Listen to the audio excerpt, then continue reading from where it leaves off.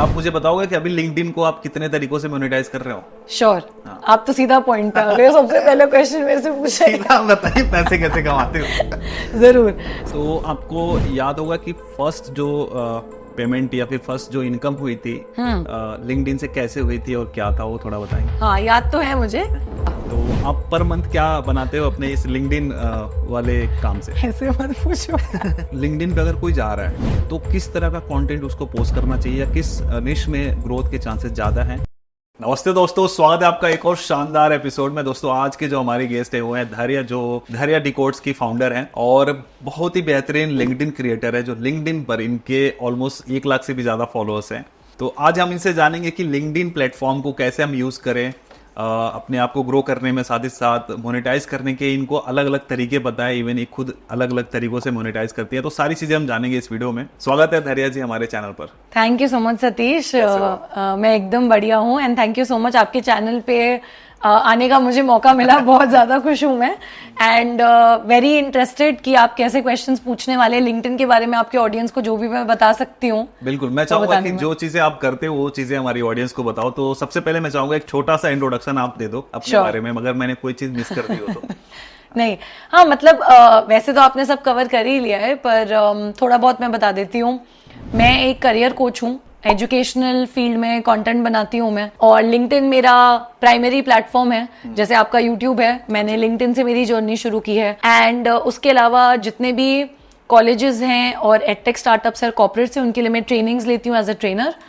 And लोगों को in general content creation field में कैसे ग्रो करना है उसमें भी हेल्प करती हूँ through my personal branding agency. हमारी एक एजेंसी है जहाँ पे हम फाउंडर्स को हेल्प करते हैं ताकि वो लिंक्डइन पे ग्रो कर सकें। तो यही मेजरली चीजें हैं जो मैं करती हूँ। बढ़िया। और इन सारी चीजों को आप लिंक्डइन के थ्रू ही आप कर रहे हो? करेक्ट। लाइक वहां तक आपने कनेक्ट करा होगा लिंक्डइन के थ्रू, राइट? Right exactly. तो आप मुझे बताओगे कि अभी लिंक्डइन को आप कितने तरीकों से मोनेटाइज कर रहे हो? श्योर आप तो सीधा पॉइंट पे आ गए। सबसे पहले क्वेश्चन मेरे से पूछा सीधा बताइए, पैसे कैसे कमाते हो? जरूर सतीश, यही तो पूछेंगे, हाउ टू मेक मनी। देखिए वैसे बहुत से तरीके वैसे तो लोगों को पता ही होंगे, पर मैं पर्सनली किस तरीके से पैसे कमा रही हूँ लिंक्डइन के थ्रू वो मैं आपको बताती हूँ। सबसे पहली चीज तो ब्रांड्स। ऑब्वियसली लोगों को लगता है कि सिर्फ इंस्टाग्राम और यूट्यूब पे ब्रांड्स हैं, पर ऐसा नहीं है। लिंक्डइन पे भी ब्रांड्स हैं, और अगर आपकी ऑडियंस जो भी वो प्रोडक्ट है या सर्विस है उससे मैच करती है और ब्रांड को लग रहा है कि आप अलाइन कर रहे हो उनके नैरेटिव से, तो वो आपको ऑब्वियसली उस प्रोडक्ट को या सर्विस को प्रमोट करने के लिए, ऐप को कुछ भी प्रमोट करने के लिए पैसे देते हैं as an influencer, and you can earn money. वो एक चैनल हो गया। दूसरा, आप अफिलिएट बोल लो या कमीशन बेस्ड अर्निंग बोल लो, वो भी लिंक्डइन पे चलती है। मोस्टली ई लर्निंग और एडटेक प्लेटफॉर्म्स जो होते हैं, जिनके कोर्सेज होते हैं ऑनलाइन, वो बहुत सारे एजुकेशनल कंटेंट क्रिएटर्स के साथ अफिलिएट मार्केटिंग करते हैं और पर कोर्स की सेल पे या किसी भी तरीके की कमीशन बेसिस पे आपको अर्निंग आप कर सकते हैं। उसके अलावा तीसरा तरीका ये है कि अगर आपको पैसे कमाने हैं थ्रू योर स्पीकिंग स्किल, आप बोलने में बहुत अच्छे हो, आपकी डिलीवरी बहुत अच्छी, आप एक स्पीकर हो, एक ट्रेनर हो, एक कोच हो, कंसल्टेंट हो, ये सारे लोग बोलने की वजह से, अपनी नॉलेज को डिलीवर करने की वजह से पैसे कमाते हैं। उन सबके लिए लिंक्डइन एक बहुत अच्छा लीड जनरेशन प्लेटफॉर्म है for speaking gigs, for paid gigs. अगर आप चाहते हो कोई कॉलेज, कोई स्टार्टअप, कोई एजुकेशनल इंस्टीट्यूशन है, या कहीं भी बड़े बड़े जगह से आपको इन्वाइट्स आए कि आप आके हमारी ऑडियंस के साथ भी नॉलेज शेयर करिए और उसके आपको पैसे मिलेंगे, तो लिंक्डइन बेस्ट प्लेटफॉर्म है। जितने भी पेड गिग स्टॉक्स मैं करती हूँ या मेरा जो एज अ ट्रेनर प्रोफाइल बनी है वो लिंक्डइन के थ्रू ही बनी है। उसके अलावा मुझे लगता है लिंक्डइन पे कुछ यूनिक फीचर्स है जिनके बारे में ज्यादा लोगों को पता नहीं है वैसे। क्या है? जैसे कि लिंक्डइन ऑडियो इवेंट्स एक चीज है जो पिछले 1.5 साल पहले ही आई है ऐप पे, ट्विटर स्पेस जैसा, पर बहुत लोगों को उसके बारे में पता नहीं है या उसको वो यूज नहीं कर पा रहे हैं अच्छे से। आप ऑब्वियसली अपनी एक ऑडियंस बिल्ड करने के लिए ऑलरेडी जो आपकी एग्जिस्टिंग ऑडियंस है उसको एंगेज करने के लिए ऑडियो इवेंट्स करते रह सकते हो, पर उसके अलावा कुछ यूनिक भी उसके थ्रू आप सोच सकते हो। जैसे कि मैंने सोचा, जब मैंने ऑडियो इवेंट शुरू किए, लिंक्डइन ने उसको पुश करना शुरू किया और बहुत अच्छी ऑडियंस आ रही थी, तो मैंने सोचा क्यों ना मैं ब्रांड्स के साथ कोलैबोरेट करूं जो ऑलरेडी मेरे साथ लिंक्डइन पोस्ट कर रहे हैं, उनको बताऊं ये एक नया फॉर्मेट है और मैं आपके लिए एक सीरीज कर सकती हूँ लिंक्डइन ऑडियो इवेंट्स की, 3 एपिसोड की या 5 एपिसोड की, जहां पे हम आपका प्लग इन कर देंगे और उसी के अराउंड कुछ टॉपिक करके कॉन्वर्सेशन कर लेंगे एक ऑडियो इवेंट का। तो आपको अपनी खुद की जो इंटेलेक्चुअल प्रॉपर्टीज होती है, आईपीएस जिनको बुलाते हैं इंटरनेट पे, बनानी पड़ेंगी एज अ क्रिएटर, क्योंकि प्लेटफॉर्म भी आपको एक हद तक ही आइडियाज दे सकता है, ब्रांड्स भी एक हद तक ही आ सकते हैं। तो मैंने बहुत सारे लिंक्डइन ऑडियो इवेंट्स भी एज स्पॉन्सर्ड सीरीज किए। उसके अलावा जैसे मेरा पॉडकास्ट भी जो है थेरा डिकोड्स पॉडकास्ट, उसके लिए जो स्पॉन्सर भी मेरे को लाना था वो मैं लिंक्डइन के थ्रू ही मैंने अप्रोच किया उनको। वो एक और चीज है। वो मोनेटाइजेशन तो I would say one time ही है क्योंकि वो रेकरिंग नहीं है। उसके अलावा जो मेरी पर्सनल ब्रांडिंग एजेंसी है उसके भी जो हम लीड्स हैं या जो भी हम रिटेनर पे क्लाइंट्स ला पा रहे हैं वो मेरे और मेरे को फाउंडर के लिंक्डइन प्रेजेंस की वजह से है। तो मैं और प्रणय लोया भी एक लिंक्डइन टॉप वॉइस है और वो भी लिंक्डइन क्रिएटर एक्सेलरेटर प्रोग्राम का पार्ट है। हम दोनों ने साथ में हमारी एजेंसी स्टार्ट की पर्सनल ब्रांडिंग के लिए, फाउंडर्स के लिए। तो मेजरली ये कुछ चीजें हैं। अगर आप लिंक्डइन समझ चुके हो, आपको उसका एल्गोरिथम समझ में आ गया और आपने खुद का पर्सनल ब्रांड क्रिएट किया, आप कोचेस, फाउंडर्स, दूसरे क्रिएटर्स के लिए भी आज उनका अकाउंट ग्रो करने में उनकी हेल्प कर सकते हो एज अ सर्विस, राइट? तो ये कुछ तरीके हैं। इवन मैं इसमें कुछ ऐड करना चाहूंगा। जैसे मान लीजिए मैं यूट्यूब पे इंटरव्यूज करते रहता हूँ। इवन एक और हमने पॉडकास्ट सीरीज शुरू करा है। हाँ। बट गेस्ट को रीच आउट करने के लिए मुझे जो सबसे अच्छा मीडियम लगता है वो लिंक्डइन है। हाँ। यहाँ पे लोग इजिली रिस्पॉन्ड कर देते हैं, लोग बात कर लेते हैं क्योंकि यहाँ पे उतनी भीड़ नहीं है, मुझे ऐसा लगता है। सही बात है। इंस्टाग्राम पे बहुत सारे मैसेजेस लोगों को आते हैं, वो हिडन में चले जाते हैं। Right. या यूट्यूब पे कोई ऐसा तरीका नहीं है जैसे आप लोगों को कनेक्ट कर पाओ। हाँ। या फेसबुक लोग ज्यादा यूज करते नहीं है। तो लिंक्डइन बहुत ही अच्छा प्रोफेशनल मीडियम है लोगों से कनेक्ट करने का, नेटवर्किंग करने का। करेक्ट। तो मैं मेरे गेस्ट को लेके आने के लिए या फिर किसी ऐसे पर्सन से बात करना है जो मेरे रीच में नहीं है, बट अगर लिंक्डइन पे मेरा प्रोफाइल है और मैं उनको कुछ मैसेज भेजता हूँ तो लोग देखते हैं और वो लोग कनेक्शन भी एक्सेप्ट कर लेते हैं। अगर आपने कुछ थोड़ा बहुत प्रोफाइल अच्छा बनाया हुआ है तो वो लोग ऐड भी कर लेते हैं ना। राइट, सही बात। तो मुझे तो इस वे में मैं इसको यूज करता हूँ। बट आपने इतने तरीके बताए तो वंडरफुल। बहुत बढ़िया लगा। आई होप कि ऑडियंस को भी कुछ चीजें इसमें नई पता चली रहेंगी। या नहीं, प्रोफेशनल आउटरीच के लिए जैसे आपने कहा, किसी को भी रीच आउट करने के लिए आपको उनको इंटरव्यू लेना है या कनेक्ट करना है, आप जॉब ढूंढ रहे हो, कोई उस कंपनी में काम कर रहा है उससे बात करनी है, किसी यूनिवर्सिटी में पढ़ना है, वो सारे लोग जब लिंक्डइन पे होते हैं और आप रीच आउट करते हो तो इट्स द बेस्ट प्लेटफॉर्म क्योंकि लोगों का रिस्पॉन्स रेट भी ज्यादा है इधर और वो आपको सीरियसली लेते हैं और हेल्प करने में 2 मिनट के लिए किसी को टाइम निकालने में ज्यादा प्रॉब्लम नहीं लगती है। और आई फील इस प्लेटफॉर्म पे ज्यादातर आपको बहुत इन्फ्लुएंशियल लोग मिलते हैं। करेक्ट। तो it's a good platform. Even मैंने पिछले 2-3 इंटरव्यूज ऐसे करे हैं जो लोग किसी कंपनी में जॉब कर रहे हैं, जैसे गूगल या फिर अमेजोन जैसी कंपनी। हाँ। तो उन्होंने ये बताया कि उनकी जो जॉब लगी इतने बड़े कंपनीज में, लिंक्डइन का बहुत बड़ा रोल है। हाँ हाँ, कि लिंक्डइन पे आप इजिली फाइंड आउट कर पाते हो कि कौन किस कंपनी में जॉब कर रहा है। करेक्ट।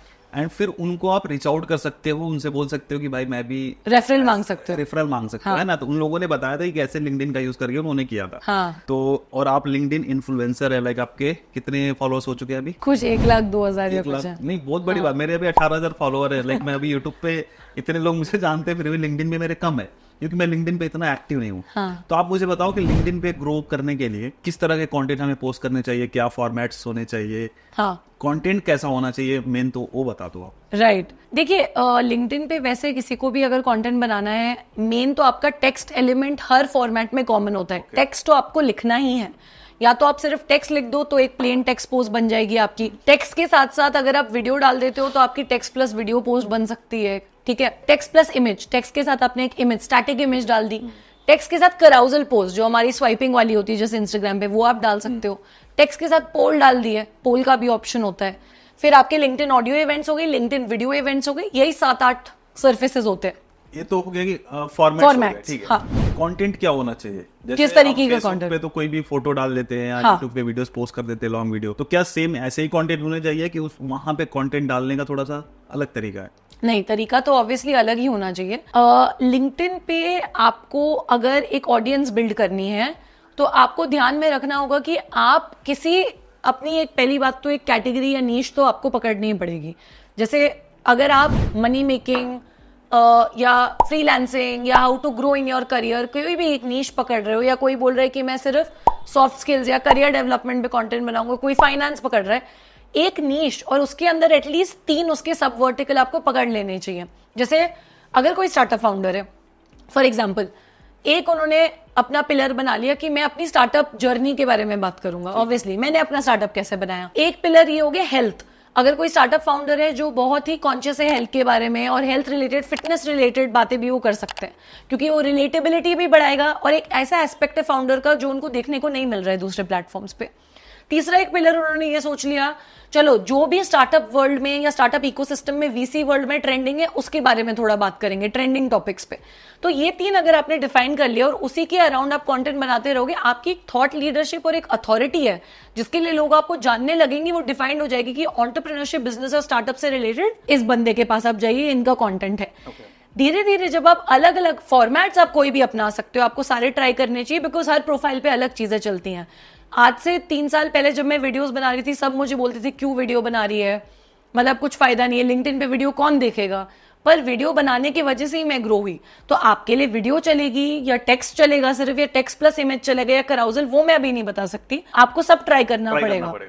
बट अपने लिए एक मेन नीश डिफाइन कर लीजिए, एक डोमेन, और उसके अंदर 3 सब कैटेगरीज डिफाइन करके आप अपनी थॉट लीडरशिप बिल्ड करो। And I would also suggest अपने कनेक्शंस जो आप लिंक्डइन पे ऐड करते हो वो बहुत सोच समझ के ऐड करो, बिकॉज वही इंपैक्ट करते हैं आपकी एंगेजमेंट रेट पे और किस तरीके की आपको लाइक्स या आपको इंप्रेशंस आएंगे। क्यों? जो आपके पहले 30,000 कनेक्शंस होते हैं वो आपके कंट्रोल में होते हैं। आप चूज कर सकते हो आपको किसकी कनेक्शन रिक्वेस्ट एक्सेप्ट करनी है, किसकी कनेक्शन रिक्वेस्ट रिजेक्ट करनी है। तो उन 30,000 लोगों को बहुत सोच समझ कर चूज करिए, क्योंकि अगर लेट्स से आप एक कंटेंट क्रिएटर हो और आप मोस्टली लेट्स से लॉयर्स को या सॉफ्टवेयर इंजीनियर्स की आप एक्सेप्ट कर रहे हो रिक्वेस्ट, और आपका कंटेंट है मार्केटिंग के अराउंड। अब कोई लॉयर या सॉफ्टवेयर इंजीनियर को कोई इंटरेस्ट नहीं है मार्केटिंग में, और इनिशियली आपका कंटेंट आपके फर्स्ट कनेक्शंस को ही दिखाया जाएगा। वही अगर लाइक नहीं करेंगे तो एल्गोरिथम को यही इंडिकेशन जाएगी कि ये कंटेंट पीस अच्छा नहीं है। तो आपको पहले 30,000 लोग बहुत सोच समझ के ऐड करने अपने नेटवर्क में, क्योंकि वही आपको वो इनिशियल एंगेजमेंट देते हैं। ओके, मतलब और किसी को भी रिक्वेस्ट नहीं भेजना है, जो आपके प्रोफाइल से मैच करे या आपके इंटरेस्ट से मैच करे, उन्हीं को रिक्वेस्ट भेजो और उनके रिक्वेस्ट एक्सेप्ट करो। बेसिक रूल है 70 to 80% लोग आपके इंडस्ट्री में से होने चाहिए। या तो आपके जूनियर्स, मतलब जो इस इंडस्ट्री में आना चाह रहे हैं, अभी बने नहीं है वो पर बनना चाह रहे हैं, aspiring digital marketer, aspiring content creator, aspiring software engineer for example. ये बाकी होने चाहिए लोग जिन्होंने ऑलरेडी लेट्स से मार्केटिंग में अपनी खुद की मार्केटिंग एजेंसी खोल ली, वो पीक पे है। और बाकी जो आपकी तरह ही डिजिटल मार्केटर्स हैं उसी इंडस्ट्री में, इस 3 कैटेगरी का 70 से 80% मिक्स, बाकी 20% कोई भी हो सकता है। क्योंकि थोड़ी वैरायटी भी होनी चाहिए आपकी ऑडियंस को बैलेंस करने के लिए। आपने जब स्टार्ट किया था तो किस तरह का कंटेंट पोस्ट करते थे और किस फॉर्मेट में पोस्ट करते थे? हाँ, तो मैंने स्टार्ट किया था, कितने टाइम पहले स्टार्ट किया? हाँ, मैंने स्टार्ट किया था सितंबर में 2020 में, 2020 में। तो इस सितंबर में मुझे 4 साल हो जाएंगे। और जब मैंने स्टार्ट किया था, मैं हफ्ते में 1 बार, फिर धीरे धीरे 2 महीने में, मतलब 1 या 2 बार पोस्ट करती थी। पहले मैंने स्टार्ट किया था टेक्स्ट पोस्ट से, सिर्फ टेक्स्ट पोस्ट लिखती थी, कोई भी कोट अच्छी लग गई, उसके ऊपर मेरी कोई लर्निंग है वो शेयर कर दी, थोड़ी सी मोटिवेशन दे दी, ऐसे ही मैंने स्टार्ट किया था। और कुछ मेरा ऐसा कुछ नीश वीश कुछ डिफाइन नहीं था। फिर धीरे धीरे मुझे लगने लगा कि मुझे वीडियोस बनाने चाहिए। पता नहीं क्यों, किसी ने मुझे बोला नहीं था वीडियोस बनाने को, मैंने कहीं कुछ पढ़ा नहीं था, किसी ने कोई एडवाइस नहीं दी थी, पर मैं क्योंकि हमेशा कैमरा के सामने कॉन्फिडेंट रही थी, जब से मैं 3rd या 4th ग्रेड में थी, मैं स्टेज पे, मतलब स्कूल में जो हमारे प्लेज होते हैं एनुअल फंक्शन में, वो सब करती थी, मुझे इंटरेस्ट था। तो मुझे कभी भी मतलब लोगों के सामने ज्यादातर बोलने में या कैमरा के सामने डर नहीं लगता था। तो मैंने सोचा वीडियो बना लेते हैं। ठीक है। तो वीडियोस चलने लगी लिंक्डइन पे। और उस टाइम पे आप अभी भी देखोगे तो कितने कम लोग वीडियो बनाते हैं। अब तो वीडियो का पे ज्यादा लोग वीडियो डालते ही नहीं डालते, पर आप मानोगे नहीं, अभी तो वीडियो का टैब भी आ गया, धीरे धीरे रोल आउट हो रहा है वो फीचर, तब भी लोग नहीं बना रहे। तो उस टाइम पे आप सोचो 4 साल पहले तो कोई बना ही नहीं रहा था, की वजह से मुझे एक एडवांटेज मिली ऑब्वियसली। और आई थिंक लिंक्डइन ने तभी टैब भी लॉन्च किया था रिसेंटली। टैब तो अभी लॉन्च किया है उन्होंने, अभी ये रोल हो रहा है वो। और आप वैसे 4 साल, हाँ मैं 4 साल पहले डाली वीडियो टैब, तो अब आया है। अब आया, ओके। मुझे ही खुद 2 हफ्ते पहले मिला है, मेरे फोन पे ही 2 हफ्ते पहले आया है, और बहुत सारे लोगों के फोन पे अभी धीरे धीरे आएगा। थोड़े पहले आ गया था। नहीं, मेरा 2 हफ्ते पहले ही आया है खुद का। तो तब तो कोई टैब था ही नहीं, आपका जो जनरल बटन था उसी से होता था। तो वही था, मैंने एक यूनिक फॉर्मेट पकड़ा उस टाइम पे, एजुकेशनल वीडियोस डाल रही थी लिंक्डइन प्लेटफॉर्म पे स्टूडेंट्स और वर्किंग प्रोफेशनल्स के लिए। सही टाइम पे, पैंडेमिक का टाइम था, उस समय पे लोग थोड़े कंफ्यूज थे, सबको मदद की जरूरत थी, सब ऑफलाइन से पूरी दुनिया ऑनलाइन आ गई थी। बच्चों को जानना था कि कैसे करियर में आगे बढ़े या कॉलेज में क्या करें, इंटर्नशिप्स कैसे मिलती हैं, पैसे कैसे कमाते हैं। तो वो वीडियोस लोग देखने लगे और वैसे धीरे धीरे रीच बढ़ती गई। तो आपको याद होगा कि फर्स्ट जो पेमेंट या फिर फर्स्ट जो इनकम हुई थी लिंक्डइन से कैसे हुई थी और क्या था, वो थोड़ा बताएंगे? हाँ, याद तो है मुझे। पहली पेमेंट तो मुझे ब्रांड के थ्रू ही मिली थी। मेरे कुछ 7 या 8 या मैक्सिमम 9,000 फॉलोअर्स रहे होंगे, आई थिंक 8-9,000 ही थे। और मैंने एक ऐप था जो हायरिंग करवाते हैं बेसिकली स्टार्टअप्स।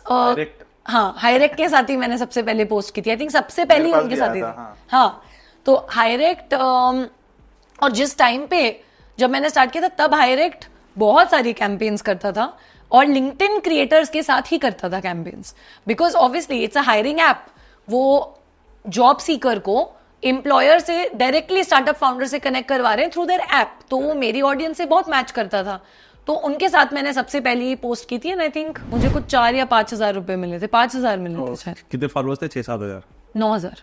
तो अच्छा है, 9,000 फॉलोअर थे। हाँ, और आई थिंक लिंक्डइन पे थोड़ा वेटेज ज्यादा है। हाँ। लाइक अगर हमारे मिलियंस फॉलोअर लिंक्डइन पे होते तो क्या ही पैसा चार्ज कर रहे होते हैं ना, मुझे ऐसा लगता है, क्योंकि वहाँ जो ऑडियंस की क्वालिटी थोड़ी सी ज्यादा प्रीमियम है, कह सकते हैं। चार्जिंग, आप जो बात बोल रहे हो वो सही भी है पर सही नहीं भी है, मैं बताती हूँ क्यों। क्योंकि ये वाली जो इंडस्ट्री है ना हमारी, अनफॉर्चुनेटली यूट्यूब और इंस्टाग्राम इन्फ्लुएंसर मार्केट जितनी रेगुलेटेड नहीं है। रेगुलेटेड का मेरा मतलब ये है कि खुद ही इन्फ्लुएंसर्स को पता नहीं है कैसे चार्ज करना है, कब चार्ज करना है। एजेंसीज भी नई नई घुस रही है इसमें।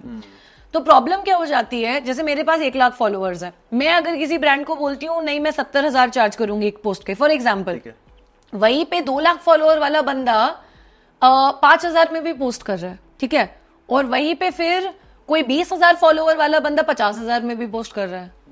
तो थोड़ा सा वो दिक्कत हो, वो तो हर इंडस्ट्री में होता है। लगता है यूट्यूब और इंस्टाग्राम में भी लोगों को पता नहीं है कि एग्जैक्टली क्या नहीं, पर इधर कुछ ज्यादा ही है, बिकॉज आप मानोगे नहीं, आप सोचो 1-1 लाख फॉलोअर वाले लोग अगर 1-1 हजार रुपए में 800 रुपए में पोस्ट कर रहे हैं तो दिक्कत है ना। क्योंकि मैं डिपेंड करता है उनका एंगेजमेंट क्या है और कैसे वो उनको समझ नहीं। मुझे लगता है बात यही, प्रॉब्लम यही है, अवेयरनेस नहीं है। आप आज भी जो टर्म यूज कर रहे हो लिंक्डइन क्रिएटर, कितने लोगों को पता है आप लिंक्डइन पे क्रिएटर बन सकते हो? और इन्फ्लुएंसर्स ज्यादातर लोग समझते हैं इंस्टाग्राम और यूट्यूब, यही समझते हैं। अवेयरनेस और एजुकेशन कम है, तो अंडरस्टैंडिंग ब्रांड्स के साइड पे भी, एजेंसी की साइड पे भी और क्रिएटर के साइड पे भी कम है।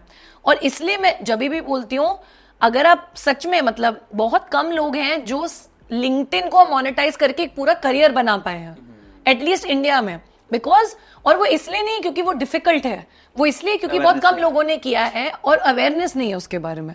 तो ऐसा क्या लगता है, अगर जैसे मैं भी अपनी वीडियो से बताता रहता हूँ कि अगर भाई आप लिंक्डइन को इग्नोर कर रहे हो तो बहुत बड़ा एक पोर्शन आप खो रहे हो, आप ग्रोथ का अपने जो भी चीजें करने में, जो भी चीजें कर रहे हो उसमें ग्रोथ का बहुत बड़ा रोल है लिंक्डइन प्लेटफॉर्म का भी। आप अगर उसको मिस कर रहे हो तो मैं लोगों को बोलता रहता हूँ, बट लिंक्डइन पे अगर कोई जा रहा है तो किस तरह का कंटेंट उसको पोस्ट करना चाहिए या किस निश में ग्रोथ के चांसेस ज्यादा हैं? क्योंकि फेसबुक की तरह तो हम कुछ भी पोस्ट नहीं कर सकते कि आज यहाँ पे घूमने आया हूँ, या फिर इंस्टाग्राम की तरह मैं चीजें तो कर नहीं सकता जैसे इंस्टा और फेसबुक में लोग कैजुअली डाल देते हैं। तो यहाँ पे क्या क्या चीजें ध्यान में रखनी है? देखिए, कुछ नीशेस अगर मैं आपको बताऊं, या डोमेन्स, इंडस्ट्रियल कोई टॉप स्पेसिफिक नीश में जो कंटेंट चलता है, आप एक अगर एजुकेटर हो, कोच या कंसल्टेंट हो किसी भी फील्ड में, लाइफ कोच हो आप, I would say even relationship coach हो, या you are a fitness coach also, आप एक करियर कोच हो, कुछ भी जहां नॉलेज शेयरिंग आ जाती है ना, आप कुछ शेयर कर रहे हो एज एन एजुकेटर, वो तो चलता ही है। बिकॉज उस तरीके की ऑडियंस उधर है, उनका एक ग्रोथ माइंडसेट है, उनको लाइफ में अपस्किल करना है, आज जहां है उससे एक स्टेप आगे बढ़ना है, लोगों को नॉलेज गेन करने आ रही है ऑडियंस। तो अगर आप कुछ सिखा रहे हो, कुछ वैल्यू शेयर कर रहे हो, लोग आएंगे। आजकल एक बहुत बड़ी नीश नहीं बोलूंगी बट कैटेगरी ऑफ पीपल जो फ्रीलांसर्स हैं आजकल, जो खुद एक स्किल को पकड़ के, चाहे वो वीडियो एडिटिंग हो, ग्राफिक डिजाइनिंग हो, कॉपी राइटिंग हो, सोशल मीडिया मैनेजमेंट हो, कुछ भी पकड़ के जो लोग कंटेंट बना रहे हैं फ्रीलांसिंग के अराउंड, वो बहुत चल रहा है लिंक्डइन पे। बिकॉज ज्यादा से ज्यादा लोग खुद का कुछ करना चाह रहे हैं आज। फ्रीलांसिंग एक बहुत फ्लेक्सिबल अच्छा ऑप्शन है। हर इंसान को एंटरप्रेन्योर बनना जरूरी नहीं है। कोई सिर्फ फ्रीलांसिंग करके अपनी सर्विसेज प्रोवाइड करके मल्टीपल क्लाइंट्स के साथ भी काम कर सकता है। तो जो फ्रीलांसिंग नीश में भी कंटेंट बन रहा है ना, अलग अलग टॉपिक्स पे, वो बहुत चल रहा है लिंक्डइन पे। उसके अलावा मैंने ये भी देखा है कि आप कोई भी ऐसी niche entrepreneurial business startup related content, again क्योंकि ये जो वेव आई है इंडिया में, लोगों को जानना है कि कौन सा स्टार्टअप फंड हुआ, कौन सा स्टार्टअप यूनिकॉर्न बन गया, या स्टार्टअप इंडस्ट्री में क्या न्यूज चल रही है, कौन सा नया स्टार्टअप आया है, किसको फंडिंग मिली है, कौन सा स्टार्टअप नहीं चल रहा है। स्टार्टअप वर्ल्ड, बिजनेस वर्ल्ड के अराउंड भी कंटेंट बहुत अच्छा चलता है। एंड फाइनेंस रिलेटेड कंटेंट भी लिंक्डइन पे बहुत अच्छा चलता है। फाइनेंस, फिनटेक फील्ड में अगेन क्योंकि नॉलेज शेयरिंग हो गई ना इन अ वे, आप नॉलेज दे रहे हो, आप बता रहे हो, तो ये कुछ फील्ड्स हैं जो मैंने देखी है, मतलब आपको ग्रोथ डेफिनेटली मिल सकती है। पर ऐसा नहीं है अगर आप किसी और नीश से और आप कंटेंट बना रहे हो तो नहीं मिलेगी आपको ग्रोथ। थोड़ा सा ट्रिकी स्पेस बस मुझे यही लगता है, अगर आप फैशन ब्यूटी इन्फ्लुएंसर हो या लाइफस्टाइल, मैं ये नहीं बोल रही हूँ आप नहीं कर सकते हो लिंक्डइन पे, पर आपको फिर एल्गोरिथम को बहुत अच्छे से समझना पड़ेगा और बहुत ही ज्यादा स्मार्ट और स्ट्रेटेजिक होना पड़ेगा लिंक्डइन पे ग्रो करने के लिए। और मे बी इंगेजमेंट आ भी जाए, लेकिन जो ऑडियंस है मे बी अपवर्ड उनको लगे कि यार ये सब चीजें मेरे फीड में क्यों आ रही है, या फिर हाँ, ऐसा। थोड़ा सा क्योंकि डाइल्यूट भी हो जाएगा प्लेटफॉर्म, और उस तरीके की इतनी ऑडियंस बन पाना थोड़ा डिफिकल्ट होगा, क्योंकि उस तरीके की ऑडियंस विजुअल कंटेंट देखेगी। इसलिए अब क्योंकि वीडियो टैब आ गया है, अब मैं इसलिए बोल रही हूँ क्योंकि देखो लाइफस्टाइल ब्यूटी कंटेंट क्रिएटर तो वीडियो ही बनाएगा ना, टेक्स्ट में कैसे समझाएगा ये वाला शेड लगाओ आप लिपस्टिक का, या ये आप ट्रैवल आइटम लिख के भी आप डाल सकते हो। ट्रैवल इन्फ्लुएंसर्स फिर भी एक और नीश है जो मैंने देखी है। टॉप ट्रैवल इन्फ्लुएंसर्स जो इंस्टाग्राम पे हैं, उन्होंने अर्ली अडॉप्शन किया लिंक्डइन का। पहले फाइनेंस वाले आए, ठीक है, एजुकेशनल वाले तो थे ही, फिर फाइनेंस वाले आए इंस्टाग्राम से लिंक्डइन पे, फिर ट्रैवल वाले आए, और ट्रैवल वालों ने अच्छे से अडेप्ट भी किया। अब ये ब्यूटी लाइफस्टाइल वाले भी कर सकते हैं क्योंकि वीडियो टैब आ गए, अगर वो सही से करें, क्योंकि अब फीड होगी, वीडियो फीड होगी अलग से लिंक्डइन की। हाँ, और जो जैसे मैंने जो नोटिस करा है, ज्यादातर लोग अपनी जर्नी जब डालते हैं और बड़े बड़े टेक्स्ट में जब लिखते हैं, पैराग्राफ्स लिखते हैं, तो उस पर रीच बहुत आती है। हाँ, जर्नी वाले में कि from this to from this to this, ऐसा करके जो पोस्ट बनाते हैं हाँ, ज्यादा उस पर रीच आता है। करेक्ट। तो क्या हमें हर एक पोस्ट में बड़े बड़े पैराग्राफ्स लिखने होते हैं तो जाके रीच ज्यादा आएगी, कि इसका क्या रीजन होता है कि टेक्स्ट ज्यादा लिखना होता है? नहीं, ऐसा नहीं है कि आपको हर पोस्ट में ज्यादा टेक्स्ट लिखना है, बट वही बात होती है ना, हर एक प्लेटफॉर्म एक चीज से शुरू होता है।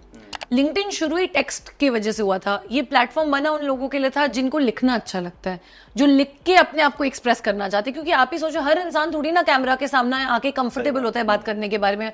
उनके बारे में कौन सोचेगा जो कैमरा के सामने नहीं आना चाहते पर लिख बहुत अच्छा सकते हैं और नॉलेज शेयर करने के पास उनके पास कुछ है, उनके लिए बना था। अब अगर वो एसेंस ही छोड़ देगा प्लेटफॉर्म तो प्रॉब्लम हो जाएगी। तो वो क्या चाह रहे हैं, वो चाह रहे हैं कि आप, मैंने इसलिए आपको जब फॉर्मेट्स भी बताया, वीडियो डाल रहे हो, कराउजल डाल रहे हो, पोल डाल रहे हो, कुछ भी डाल रहे हो, हर चीज में टेक्स्ट एक इंटेग्रल कंपलसरी एलिमेंट है। अब उन्होंने दिए हुए हैं 3000 कैरेक्टर मतलब एक एक लेटर, एक एक स्पेस एक कैरेक्टर है। तो 3000 कैरेक्टर, वर्ड्स नहीं, 3000 कैरेक्टर की लिमिट होती है। पहले 1300 की कैरेक्टर लिमिट होती थी एक पोस्ट की। अब जब लिंक्डइन आपको खुद बोल रहा है 3000 मैक्सिमम कैरेक्टर लिमिट है, तो आप खुद ही सोचो, ज्यादा नहीं तो एटलीस्ट 1000 से 1500 कैरेक्टर तो लिखोगे, आधी लिमिट तो उसकी आप कवर अप करो, तो अच्छा होता है। और एक और चीज ये, जब आप एक स्टोरी लिखते हो, किसको स्टोरी, देखो कहानियां सुनना सबको अच्छा लगता है। आपने एक सेइंग भी सुनी होगी, we are nothing but as good as our story. आप कुछ नहीं, आप मैं जो भी हैं, हम हमारी कहानी से ऊपर ना उसके नीचे कुछ है। आप अपनी कहानी कैसे बताते हो उसके बारे में ही सब है, ठीक है। एंड इसलिए जब आप स्टोरी टेलिंग करते हो लिंक्डइन पे, थोड़ा अच्छे से समझाते हो, लोगों को इन्वॉल्व करते हो, एंगेज करते हो, लोगों को अच्छा लगता है वो बिल्डअप, इसलिए वो पढ़ना चाहते हैं एंड तक, फिर वो ज्यादा देर रहते हैं, फिर वो एंगेजमेंट लाता है, फिर वो एल्गोरिथम पे प्रमोट होता है। और इवन मुझे ये भी लगता है कि एल्गोरिथम जो टेक्स्ट होते हैं, पैराग्राफ होते हैं, उसको रीड करके समझता है कि ये किस बारे में है। हाँ, तो उससे रिलेटेड या उससे इंटरेस्टेड लोगों को ही वो आगे भेजता है। हाँ, आपके नेटवर्क, वो इनिशियली अगर आपके कनेक्शंस और आपके फॉलोअर्स ने इनिशियल एंगेजमेंट उसको दे दी, तो उसके आगे उसको इंडिकेशन एक बार आगे ये पोस्ट अच्छी है, फिर वो उस इंटरेस्ट वाले लोगों को आउटसाइड योर नेटवर्क दिखाएगा। करेक्ट, बढ़िया। तो अभी लोग ये जानना चाह रहे हैं अब, या फिर मुझे ऐसा लग रहा है कि लिंक्डइन में अगर पर्सनल ब्रांडिंग करनी है या फिर एजुकेशन से रिलेटेड कंटेंट हम पोस्ट कर रहे हैं, तो इसके लिए बहुत ही अच्छा प्लेटफॉर्म है। साथ ही साथ कनेक्शंस बनाने के लिए, हाँ, जो लोग बिजनेस वाले कनेक्शंस, लाइक एंटरप्रेन्योर से किसी से कनेक्शन बनाने हैं, या फिर कोई बिजनेस में अच्छा कर रहा है, या किसी क्रिएटर से कनेक्ट होना है, तो उसके लिए बहुत ही शानदार प्लेटफॉर्म है, राइट, है ना।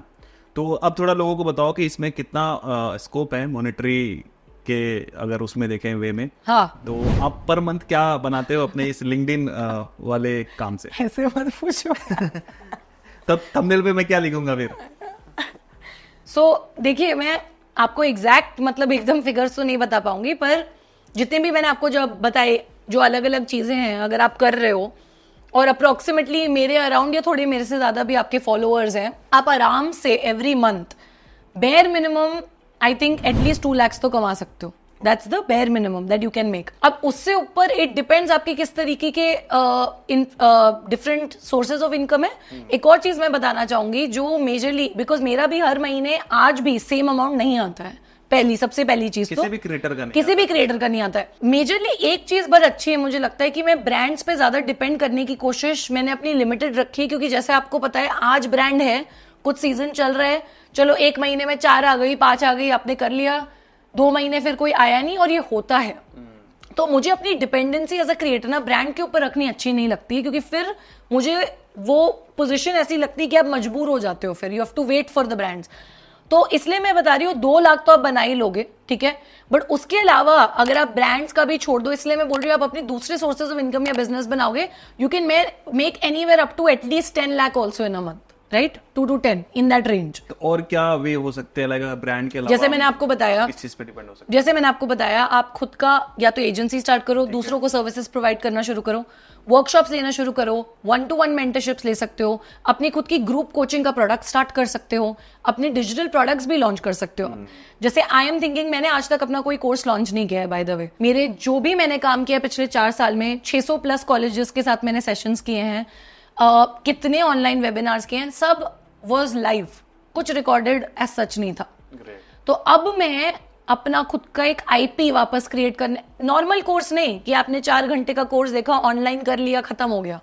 मैं एक प्रॉपर ऐसा प्रोडक्ट बनाना चाहती हूँ, कम कोर्स, जहां पे जो भी लिंक्डइन के बारे में हर चीज जानना चाहता है और उससे आउटकम्स लाना चाहता है, मतलब आपको एक्चुअल में रिजल्ट्स मिले कुछ उससे, ऐसा कुछ बनाने की कोशिश कर रही हूँ मैं, राइट. क्योंकि अब 4 साल भी हो गए हैं, मैंने भी खुद बहुत कुछ सीखा है, बहुत लोगों के लिए किया. तो अब मुझे लगता है टाइम है कि कुछ क्रिएट कर सकते हैं. उसको बनाने में भी एटलीस्ट अभी और 2 से 3 महीने तो और जाएंगे. तो ऐसी चीजें आप करिए. वही मैंने जैसे बोला, अपने से उठकर एक अपनी कोई, मुझे लगता है क्रिएटर इकोनॉमी में सबसे बड़ी चीज, नेक्स्ट बिग थिंग, अपनी खुद की आईपीज बनाना ही होगा. कोई भी अपनी इंटेलेक्चुअल प्रॉपर्टी, एक डिजिटल एसेट, डिजिटल प्रॉपर्टी जो आपकी है, जो आपसे स्पेसिफिक है और उसके लिए लोग आपको जानने लगे, तो वो बहुत हेल्प कर सकता है. उससे आप रेकरिंग रेवेन्यू बना सकते हो, या आपने खुद की न्यूज़लेटर्स भी स्टार्ट कर सकते हो. बिकॉज आप न्यूज़लेटर भी अगर स्टार्ट करोगे और उस न्यूज़लेटर को लिंक्डइन पे प्रमोट करोगे, ठीक है. लिंक्डइन एक बहुत अच्छा प्लेटफॉर्म है. ऑर्गेनिक कंटेंट डालो, हर दूसरी तीसरी पोस्ट में, हर पोस्ट में नहीं, हफ्ते में 3 पोस्ट कर रहे हो, एक पोस्ट में अपने न्यूज़लेटर को प्रमोट करो ही करो. और उस न्यूज़लेटर की ऑडियंस जो आपकी ईमेल पे आ रही है, उसको यूज करो अपना प्रोडक्ट या सर्विस या कुछ और बेचने के लिए. इनडायरेक्ट तरीके बहुत सारे हैं. तो उस तरीके से आप सिर्फ ब्रांड्स पे डिपेंड नहीं करोगे एज अ क्रिएटर. क्योंकि वैसे भी I will be honest, LinkedIn पे बहुत कम है. और अगर ब्रांड्स है भी जो आते हैं, मैं एकदम ओपनली बोलूंगी आपको, जो टॉप 100-200 क्रिएटर्स हैं, 200 भी ज्यादा बोल रही हूँ, टॉप 50 क्रिएटर्स जो कंट्री में है, उनके पास ही ब्रांड्स आते हैं मेन लिंक्डइन के. उनके पास ही पूरा वो चैनल और फ्लो है. क्योंकि बाकियों तक पहुंच ही नहीं पाते. जैसे मैंने बोला, अवेयरनेस कम है, ब्रांड्स को ही नहीं पता, एजेंसीज को ही नहीं पता, और क्वालिटी लोगों के पास ही फिर वो ब्रांड डील्स अटक जाती हैं. तो फिर आप दूसरे तरीके ढूंढो. इवन मैं आपको एक चीज बताना चाहूंगा, मैंने आई थिंक कोविड के टाइम पे ही लिंक्डइन पे मैं थोड़ा एक्टिव था. हाँ. तो एक बहुत ही फेमस ब्रांड है. हाँ. वो हायरिंग कर रही थी यूट्यूब एसईओ के लिए. ओके. तो मैंने ऐसे ही ट्राई करने के लिए मैंने भर दिया कि हाँ मैं यूट्यूब एसईओ कर लूंगा. एंड वो लोग सच में इंटरेस्टेड हो गए मेरे साथ काम करने के लिए. बोल रहे हैं कि कितने पैसे चार्ज करोगे. अच्छा. अब मैं सोचने लगा, फिर उन्होंने बोला कि आप तो इतने फेमस क्रिएटर हो और आप हमारे लिए क्यों काम करोगे. तो मैंने बोला कि यार जस्ट मेरे को एक्सपीरियंस करना है कि किसी कॉर्पोरेट के साथ काम करके कैसा लगता है. हाँ. तो बोल रहे हैं कि आप इतना टाइम दे पाओगे. फिर मैंने सोचा कि मेरे को लगा कि मैं इतना टाइम नहीं दे पाऊंगा रेगुलर, तो फिर मैंने मना कर दिया. बहुत ही अच्छा खासा ऑफर मेरे पास आया था. हाँ. तो मैं एक ये भी सोच रहा था कि मेरे एक्सपर्टीज से रिलेटेड कोई भी अगर जॉब है लिंक्डइन पे, तो मैं उसके लिए अप्लाई कर सकता हूँ. बाई चांस अगर मेरा मेन जो चीज़ें नहीं चल रही हैं अभी, ऐसा भगवान की दया से तो सारी चीज़ें बढ़िया चल रही हैं, बट बाई चांस अगर मेरे को काम की जरूरत पड़ती है, मैं इजीली वहां से ले सकता हूँ. देखिए, लिंक्डइन देखो जॉब्स के लिए, तो जॉब सीकर्स के लिए उनका जो मेन, एक और चीज ऑब्वियसली नेटवर्किंग, प्रोफेशनल नेटवर्किंग के लिए बनी थी, टेक्सचुअल कंटेंट डालने के लिए, और दूसरा आपके जॉब्स और इंटर्नशिप्स के लिए. तो वो तो हमेशा एक पोर्टल रहेगी.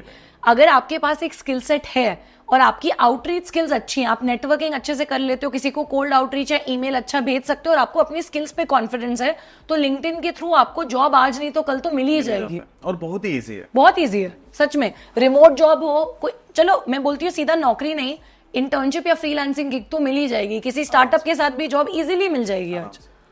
थैंक यू सो मच धारिया इतना कुछ शेयर करने के लिए। आई होप कि ऑडियंस को भी आज का वीडियो अच्छा लगा होगा, जरूर कुछ ना कुछ सीखने को मिला होगा, तो भाई लाइक जरूर कर देना और सब्सक्राइब कर लेना अगर पहली बार आए हो तो, क्योंकि मैं यहाँ पर ऐसे ही इंस्पायरिंग लोगों को लेके आता रहता हूँ। धैर्य, मैं चाहूंगा कि जाते जाते अगर मेरी ऑडियंस को अपनी तरफ से कोई टिप अगर आप देना चाहो, Sure. या फिर मैंने कोई चीज छोड़ दिया हो, पूछा ना हो, तो आप अपने तरफ से प्लीज बताइए। जरूर। नहीं, पहली बात तो thank you so much Satish, बहुत अच्छा लगा आपके यूट्यूब चैनल पर आके, एंड थैंक यू कि आपने मुझे इंटरव्यू किया, एंड आई होप आपकी ऑडियंस को वैल्यू मिली हो। एक लास्ट चीज या एक टिप जो मैं देना चाहूंगी, एज अ क्रिएटर अगर आपको किसी भी प्लेटफॉर्म पे ग्रो करना है इन जनरल, ऑब्वियसली आपको कंसिस्टेंट रहना पड़ता है, आपको जितना हो सके मेहनत करनी होती है। सब बोलते हैं कि अपनी एक नीश डिफाइन कर लो, ये सब कर लो, वो सब ठीक है। उसके अलावा मुझे लगता है लिंक्डइन की, क्योंकि हम बात कर रहे हैं, एज अ लिंक्डइन क्रिएटर मैं आपको एक बात बताना चाहूंगी, अगर आप ग्रो करना चाहते हो, एक चीज आपको ध्यान में रखनी पड़ेगी कि वो प्लेटफॉर्म नहीं है जहां पे आप एक ट्रेंड पे कूदोगे तो आपको कुछ फायदा मिलेगा। जितना ऑथेंटिक आप रहोगे, जैसे आप हो वही, और उसी से रिलेटेड आप कंटेंट बनाते जाओगे, उतना आप फायदे में रहोगे। इंस्टाग्राम पे सच में आपको ट्रेंड्स पे हॉप करना ही पड़ेगा अगर आपको ग्रो करना है। लिंक्डइन पे उल्टा इफेक्ट आता है इसका, क्योंकि मैंने खुद ट्राई किया है। मैंने अपनी इंस्टाग्राम वीडियोस या जो थोड़ी इंटरटेनिंग वीडियोस थी, मैंने बीच में ट्राई किया था लिंक्डइन पे डालना। आप मानोगे नहीं सतीश, मेरी ऑडियंस ने खुद मुझे कॉल आउट किया कमेंट्स में पहली वीडियो पे और बोला हम आपको इस चीज के लिए फॉलो नहीं करते हैं लिंक्डइन पे, और हम किसी और रीजन के लिए आए हैं, और आप भी इधर आके ये सब मत करो।